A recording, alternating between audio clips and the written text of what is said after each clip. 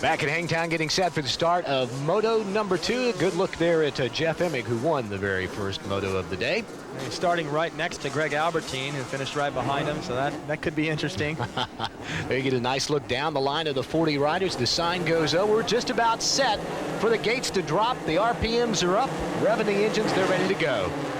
There you get a look at what it's like to get the start. This is Rich Taylor with a Honda helmet cam. He's kind of on the outside getting pushed out. Look at all the dirt flying, the dust. You see Greg Albertine and Jeff Emig right there side by side. They didn't get off to quite as good a start as they did in the first Moto. No, they did not. Up front, Jeremy McGrath has gotten the whole shot, but look at this. This is incredible.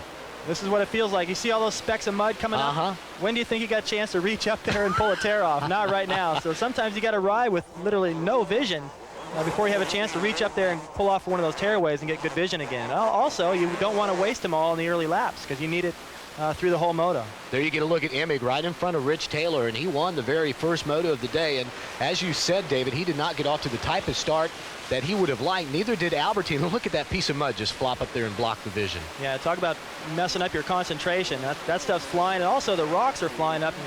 We don't feel what he's feeling right here, but I can tell you, all those bikes in front of him are shooting rocks and hitting him in the chest. And some guys wear a chest protector, some guys just kind of grin and bear it, and it's a tough, I mean, for the spectators to watch this versus actually feel what it's like going on out here. This is about as close as we can get, but it hurts. You got to steer out of the lines of the guys in front of you and pick the right rut and try to be able to see and watch out for the other riders. It's a real challenge. Yeah, I remember the first Moto I ran many, many years ago, back before you were born.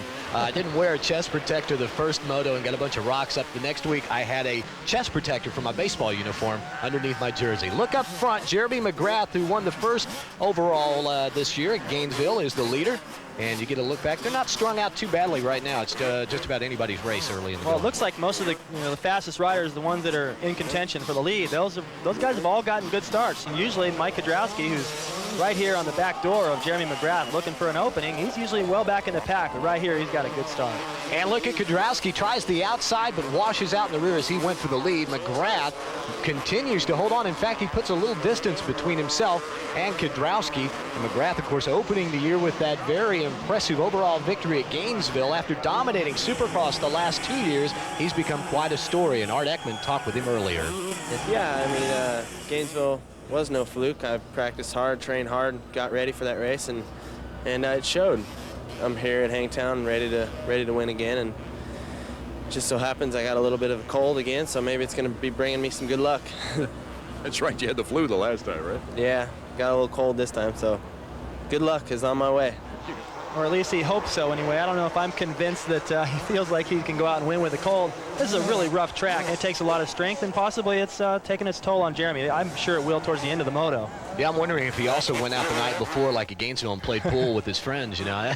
That may help, too. It may start a ritual for him right now, but look at this. Kudrowski really putting the heat on as they come down the hill. Kudrowski looking for that inside line. McGrath, you see, got out of the rut on the outside, and that was the opening that Kudrowski needed. Well, Kudrowski, ever since the start, has just looked really impatient. Like he just felt like he had the speed, and he wanted to go right past McGrath and into the lead, and did just that. There's not that many people have been putting pressure on McGrath, and he just made a little bobble. That was all Kudrowski needed. Now, can McGrath learn from Kudrowski and stick with him and possibly make a move on him towards the end of the Moto? Well, after the first Moto, you heard Albertine say after he got passed by Emig, he followed him looking for the faster lines. Here's another look at the pass. Well, as they come into the corner, McGrath was a little bit too far to the left, and he couldn't fade into that inside rut, and Kudrowski was there. McGrath made a little bobble just to make it that much easier for Kudrowski. He goes right by. And I tell you, that could spell bad news for the rest of these competitors. Kudrowski out front this early on. He could run away and hide. He could. He's defending champion here at Hangtown, and it's up to Jeremy right now to see if he can keep in contact with him, possibly learn a little bit, and put the pressure back on Mike. Well, take a look at the Honda field summary. Kudrowski is leading it, followed by Jeremy McGrath, Doug Hendry, Kyle Lewis, and John Dowd. As you look at the rest of the top 10, we will be back with more from Hangtown in a moment. Welcome back to Hangtown for the 27th annual Dirt Diggers Hangtown Motocross Classic. Your leader is Mike Kudrowski. We look back a little further back in the pack. There's a good look at Kyle Lewis. He is in the 4th position. John Dowd is 5th, and I believe that's Greg Albertine, who is now challenging Dowd for that 5th spot. Goes around the outside. Little mistake by Dowd in the corner. It was all Albertine needed to move by, and now he sets his sights on Lewis, and You know, I think Albertine feels a real urgency to get to the front as quick as he can because they're starting to get away. Well, you saw right there the effects of running in the middle of the pack. Remember, Albertine got the whole shot. The first moto, you hardly ever saw him taking off a tearaway, and right there as he was in the air, he had to take off a tearaway. And you get a good look at Kyle Lewis down fourth, but it looks like Albertine is cutting into that gap. Well, it's tougher when you get a bad start, or it wasn't really a bad start, but it wasn't the start he needed. You start to get stuck into the flow of the riders ahead of you. And sometimes a guy will make a mistake and you make the same exact one. You've got vision, you've got the roost coming up in your face, and it's tougher. But things pretty tough right now on this rider, Doug Henry, as he is in third, and things are heating up behind him. I guess I should say not tough right now, but they will get tougher for him because it looks like Albertine is going to make the move around Lewis, and as fast as we've seen him run today, it looks like it won't take him any time to catch Henry and put the pressure on him. Well, right now, Henry's got his sights set on the leaders, but he's got a little buffer back there with Kyle Lewis. He's holding up, it appears as though he's holding up Greg Albertine right here, and that's good news for Doug. He can just focus on riding aggressive. Yeah, it doesn't, and now it looks like Albertine gets a drive on the inside, but he just can't make the move. It's been tough for riders all day to get around Kyle Lewis. Now, he's pretty comfortable here at Hangtown. He's ridden well in the past, and these guys can't find a way around him. Once they do, they seem to get away pretty quick. Albertine trying to shorten that turn right there as he tries to cut it off on the inside. He picks up a little ground as he once again battles with Lewis. Lewis, as they come up on this set of jumps right here, is still maintaining the advantage, and it looked like Albertine landed a little bit wrong there, David, but he squirts around. Doesn't really matter. You know, Albertine, he's got sort of an unorthodox style about him. He jumps with the front end a little high at times, and he does things a lot different than they do here in the U.S., and he just relies a lot more on strength than finesse, and that just took a lot of strength to make that pass. Well, he does make the pass, moves into fourth place. Now we'll see if my prediction was right, that it wouldn't take him long to catch up with Doug Henry. Well, Doug's got a pretty good lead on these guys right now, but look at how much distance already that Albertine has put on these two riders. So it's obvious he's running a fast pace. Running a very fast pace. I believe I could see Doug go around the corner. It looks like maybe about, oh, look at that, man. He got a little bit, that was not for show, I'm sure. It looked like he got out of shape, almost lost it. A great recovery job. I think, didn't I just say unorthodox? Well, have a look at that. That was a nice, excellent recovery. I mean, that gets your heart pumping a little higher, but Greg's used to riding kind of on that ragged edge and taking chances and riding with strength, and I don't think that affects him very much. He didn't even seem to miss a beat. Oh, man, not missing a beat either. Right up front, Kudrowski. We've got the interval stopwatch up. We'll start it here and see just how big of a lead he has over the second-place rider. We keep waiting and waiting. Man, he is really stretching it out, isn't he? Well, he's riding excellent, and I don't think Jeremy's riding up to his potential, and it shows. He's already dropped back. Doug Henry moves into the number 2 spot, and look at Albertine.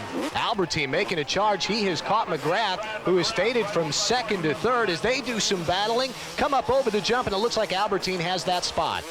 Boy, this is going to make the overall real interesting because these guys are scattered all over the place.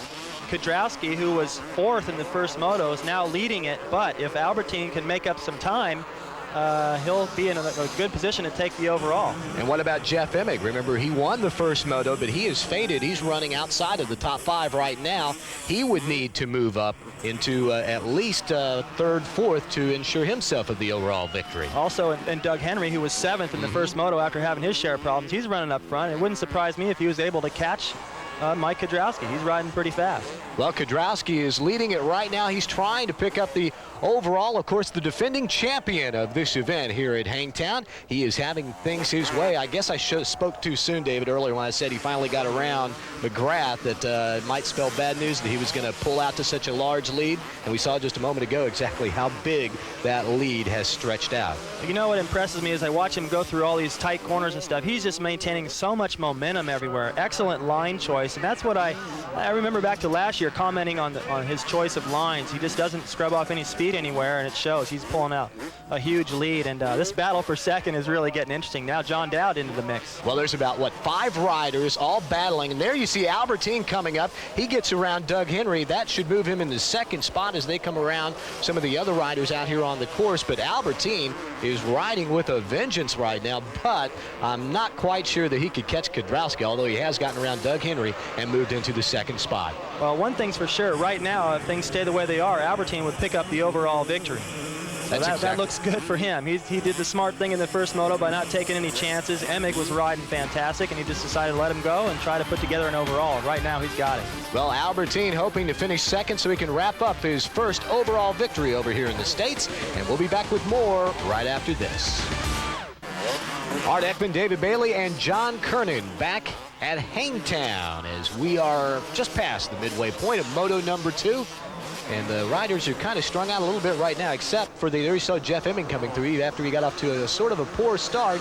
He has now caught Jeremy McGrath, and this will be a battle for the 5th position. We've got a great battle shaping up here, David. Well, remember, Jeff Emmig and Greg Albertine were side by side in the first couple of corners on the start of this moto, and Albertine, having things dialed in, worked his way right to the front. It's taken Emmig quite a bit longer, but he is definitely putting on a charge now. And we also should mention number 14, John Dowd, who is also running along in the top 5. Now you look at John Dowd there as Jeremy McGrath trying to come back and take over the 4th spot.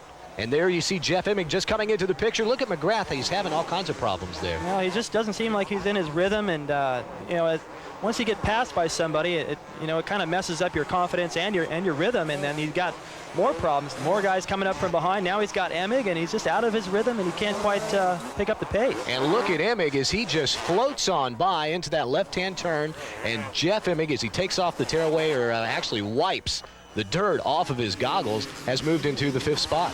Yeah, sometimes you just don't like the track, maybe, and things just don't come together, and I think that's the case today for Jeremy. And we're going to take another look at this pass by Jeff Emmig. He just doesn't appear like he's doing anything better right here, but he is carrying more speed. He chooses a wider line and a smarter line. He doesn't really have to make the pass. If he just pulls up inside of Jeremy there, he's got the inside. And Jeremy has nowhere to go. Especially on that, you have to really brake hard and slow way down for that left-hander. So he did a good job there in making that pass. Now, speaking of a good job, Doug Henry, who was passed just a little while ago by Greg Albertine for 2nd spot. Henry has found some new life, and he is beginning to chase him down. Well, he is responding and possibly learned a little bit from watching Greg. Greg had a fast pace in the front. Oh, look at this. He goes by on the inside. Nice aggressive pass. Man, after he came off of that turn, he just goosed it, and the traction, the rear wheel stuck, and he squirted on around and moved into the 2nd position. So Doug Henry knocking back Albertine, and I believe Albertine running 2nd. If he could have finished there with 2 seconds, he would have been the overall winner. Right, and I think that things are really going to get interesting if Jeff Emmig can move up into the picture, because he's the first moto winner, and if he can get move up into 3rd, he'll be the overall winner. If they were to tie on points, the tie would go to Mike Kudrowski if he can hold on to this lead. Well, as you look at our Honda field summary, you can see that Emmig, who won the first moto, is back in the 5th spot. We will be back with the finish in just a moment. In the closing moments of Moto number 2 here at Hangtown, David Bailey, Art Ekman, and John Kernan. And David, we have got a battle shaping up for 2nd place that, well, right now, words cannot describe how exciting it's going to be. This is incredible how close all these riders are. And right now, Kudrowski's out front doing all that he can do to try to hope to win this overall. And it's really not up to him. He just has to hope that these positions fall where they to his advantage so he can pick up an overall win. But right now, as it sits, I believe that Greg Albertine, if he can make a pass right here, and he can pick up the overall win, right? Yeah, should be able to pick it up. But right now, Doug Henry doing an excellent job of holding off Albertine. Remember earlier, Albertine got around Henry for 2nd place, and then Doug got back around. And let's give a call to John Dowd as you look at Jeff Emmig. Dowd back in the 4th position, having a great day. He's looking good, and I would expect him to do well on a track like this where it's rough and demands a lot of strength. That's one of his strengths. Well, I thought for a minute here Albertine was going to get around Doug Henry, but Doug Henry maintaining that 2nd spot. But Albertine is really putting on the charge, as is John Dowd. And don't forget Jeff Emmig. And look at Dowd on the inside, and Albertine gets out. The rear wheel looks like he got hung up on that berm and just almost lost it. He just came up the hill too wide and let his front wheel drift over the berm. He let John Dowd get by. Now he's got pressure from Jeff Emmig, and Jeff Emmig's got pressure from McGrath. This is awesome to have this kind of a battle this late in the race. I'll tell you what, he's back in 4th place right now for Albertine. That's going to cost him the overall victory unless he can make up some ground. Now we look back out front. There you see Mike Kudrowski, the leader. And this is the last lap, and what can you say? He has just taken off and left everybody. You see right there, he's holding up one finger. I'm number 1. Well, you are in this moto. He did all he could do in the first moto, but it just wasn't enough, and the overall is really up in the air. It depends on what happens in that group of riders behind him. You know, right before the Gainesville race, the Outdoor National, he told me that he wanted to be like Dale Earnhardt, the NASCAR Winston Cup driver who is so dominant. Well, in this moto, he certainly looked like Dale Earnhardt on 2 wheels. Mike's a fighter, and you know, most of the time at 4th place really doesn't put you in a position for an overall win, but you know, if things fall right here, he can pick it up. Well, there is Jeff Emig, who goes around Albertine. Well, no, he doesn't. Albertine holds him off. That's the 4th position. Now, Emig, if he can get around Albertine and finish in the 4th spot, he would tie with Kiedrowski. But because of the tiebreaker, Kiedrowski winning the 2nd moto, if he hangs on to win it, Kiedrowski would get the overall victory. But look at Albertine trying to do everything he can to hold off Jeff Emig for that 4th spot. And look at John Dowd. They've actually caught back up with him. Remember, Albertine almost dumped the bike and fell back into that 4th spot, but now they have caught up with Dowd, and Doug Henry is not too far out in front of them, as you get a good look at it there. I think all these riders are doing the math in their head while they're riding, figuring out what's going to happen in the overall right here, but no matter how you slice it, these guys, every one of these riders are within just a few points of each other. So for the title chase, it's not going to matter that much. Even for McGrath, who's faded all the way back, he's going to still be, you know, he's only going to lose a few points on the day. Well, we were on the last lap, of course, and things are really heating it up for this battle for 2nd place. About 5 riders, and look at Jeff Emig as he gets alongside Albertine. Emig is going to take over that 4th spot in Albertine. Oh, man, what a terrible move there as he got over 2 ruts and loses 2 positions. And Jeremy pretty wise there to duck to the inside. He could have taken Jeremy right out to the outside, and that bumps Emig up into 4th position in a tie with Mike Kiedrowski right here for the win. Now, Kiedrowski just has to hope everything falls his way, and right now, if Emig can pass one more rider, he'll pick up the overall win. But Kiedrowski so far out in front of everybody. He takes the victory, moto number 2. Now we get back down to business. Here comes Doug Henry. John Dowd on the inside trying to make the move. Henry holds him off for 2nd place. Dowd, a great run, finishing 3rd, but that denies his teammate Jeff Emig of his 1st overall victory. There you get a look at the results. Kiedrowski, the winner of moto number 2. Doug Henry, a fine ride as he finishes in 2nd place. And as you look at the remainder of the top 10, Art Ekman has caught up with the winner.